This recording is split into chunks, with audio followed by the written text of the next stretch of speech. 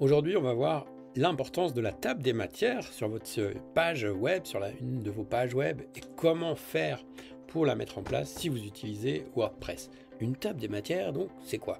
Donc, je vous montre une table des matières, tout le monde en a déjà vu. Vous arrivez sur un site web comme celui-là, et voilà, il y a un article qui est assez long, et la table de matières, elle est là. Pourquoi c'est important? Quel est l'intérêt? Déjà, c'est important pour les lecteurs. Les lecteurs, s'ils cherchent juste un point particulier, ils peuvent directement cliquer dessus et le rejoindre. Ok, ça c'est le premier intérêt, le plus évident. Ensuite, l'autre intérêt, ça va être pour Google, pour optimiser votre référencement, votre contenu. C'est une manière habile de mettre tous vos mots-clés importants au tout début de l'article. Okay, et on fait ça de manière automatique. On peut le faire à la main, mais on peut aussi le faire de manière automatique. Et lorsqu'on utilise WordPress, eh bien, on va être confronté à un grand choix de plugins qui permettent de faire ça. Et bien souvent, ces plugins-là, ils vont rajouter énormément de de code, et le code va être lourd à utiliser. Donc moi, je vous montre deux plugins à utiliser qui permettent de faire ça simplement, sans ajouter de surcharge à votre page.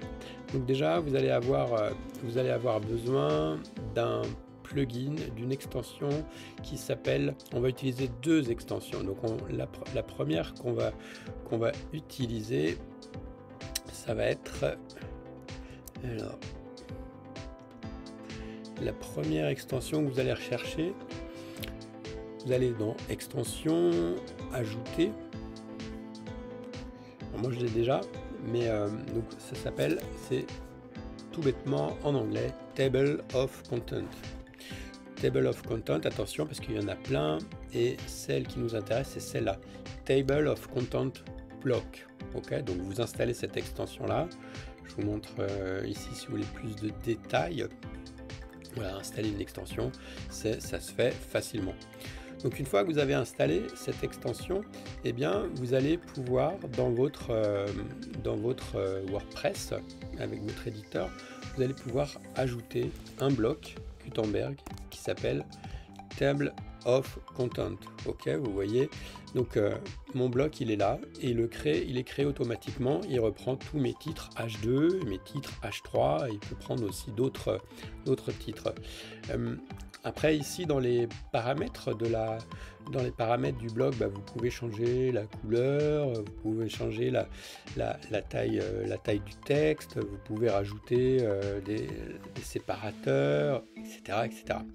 Vous pouvez dire je veux que ce soit affiché de manière hiérarchique avec un décalage ou pas. Okay. Donc là je vais enregistrer cette page et vous montrer ce que ça donne en live. Donc quand on fait ça, vous pourriez dire ok, ce plugin là suffit, mais non en fait, parce qu'il y a un petit souci quand on a que ce plugin là. J'ai de la visite impromptue, voilà, je vous présente Titi. Donc on voit le bloc que je viens de rajouter. Le souci, c'est qu'avec cette extension là, il est affiché par défaut, et moi je veux que ce soit un bloc qui s'affiche comme ça ou pas. C'est-à-dire que par défaut, je veux que la table des matières ne soit pas affichée. Au niveau visuel, au niveau navigation, c'est beaucoup mieux comme ça. C'est pour ça que du coup, on va aller rajouter une deuxième extension. Et la deuxième extension qui nous intéresse, c'est ce qui s'appelle Lightweight Accordion. C'est un accordéon. Ça veut dire c'est une zone qui peut être switchée, visible ou pas. Donc on va rajouter ce deuxième plugin. Donc c'est aussi un bloc Gutenberg. Ça rajoute un bloc Gutenberg, ok. Donc c'est des extensions qui sont gratuites, faciles à utiliser. Et après, eh bien, du coup, si je modifie ma page, alors je vais rafraîchir pour récupérer la modif que j'avais fait juste avant. Et donc là, on voit ici, j'avais la partie, voilà, celui que j'avais rajouté. Donc ça, j'en veux pas de ça, ça ne plaît pas, donc je vais le retirer.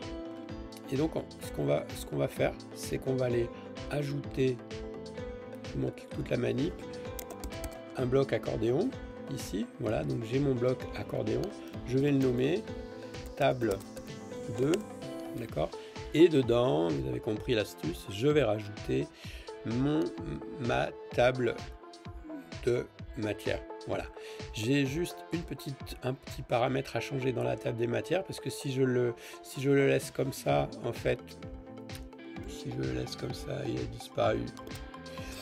Si je le laisse comme ça, eh bien, ça va m'afficher table of content en anglais. Donc, j'ai pas envie de ça.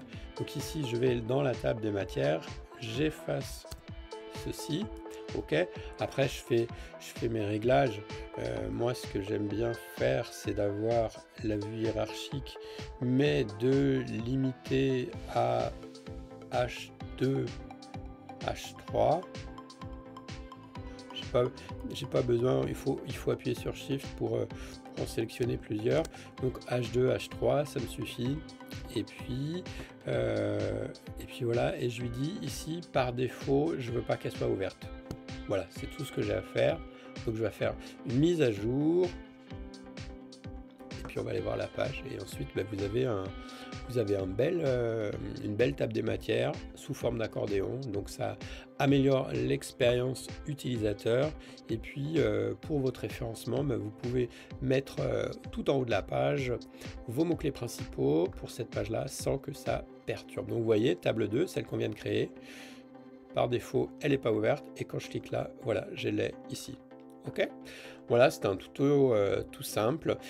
Pensez à mettre un like, à vous abonner pour plus d'astuces et de tutos pour améliorer votre référencement et puis pour créer plus de business en ligne. Nous, notre spécialité, c'est de vous aider à trouver des mots-clés sur lesquels vous pouvez vous positionner si on a une approche business, c'est-à-dire plutôt que de faire un site web qui soit juste joli, on fait un site web qui est fonctionnel, qui est rapide, et nous vous aidons à trouver les mots-clés sur lesquels vous pouvez vous positionner. Par exemple, la longue traîne, on parle de longue traîne, de mots-clés de longue traîne. Voilà. Si vous voulez en savoir plus, eh bien, vous pouvez nous contacter. Ciao, à plus.